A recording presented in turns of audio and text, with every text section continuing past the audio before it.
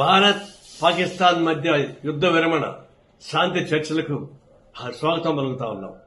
ఇది ఒక విధంగా ఎప్పుడైనా యుద్ధం అనేది మానవాళికి వ్యతిరేకమైంది. అంటే టెర్రరిస్ట్ ఇంకా ప్రమాదకారి. అందరూ టెర్రరిస్టులను అంతం చేయడానికి కావాల్సిన ఏర్పాటు చేయాల్సిందే.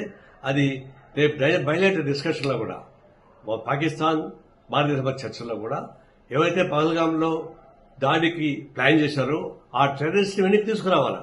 ఎందుకంటే గతంలో బాంబేలో హోటల్ పైన దాడి చేసిన టెర్రరిస్ట్ వెనక్కి తీసుకొచ్చారు కదా, అదే పద్ధతుల్లో వీళ్ళని కూడా టెర్రరిస్ట్ కూడా వెనక్కి తీసుకోవాల్సిన అవసరం ఉంది. దాని బయట డిస్కషన్ పెట్టాలా. ఇంకొకటి, ఇప్పుడు శాంతి చర్చలు కొనసాగిస్తున్నాయి కదా, మరి ఒకప్పుడు నేను చెప్పిన దాన్ని నాకు నారాయణ పాకిస్తాన్కి పంపించాలని చెప్పేసి కొంతమంది బీజేపీ నాయకులు అవాక శాఖలు వాగారు.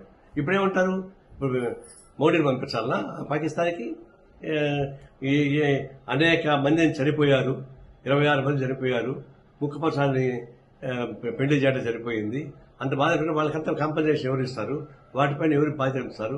మరి అవన్నీ లేకుండా ఎందుకు సీజ్ ఫైర్ అయ్యారు? ఎందుకు పీఓకి ఎందుకు ఆక్రమించకుండా ఇష్యూ చేశారు?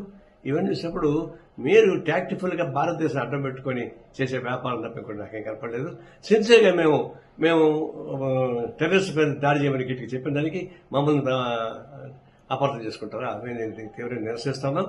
ఈ శాంతి చర్చను స్వాగతిస్తా ఉన్నాం.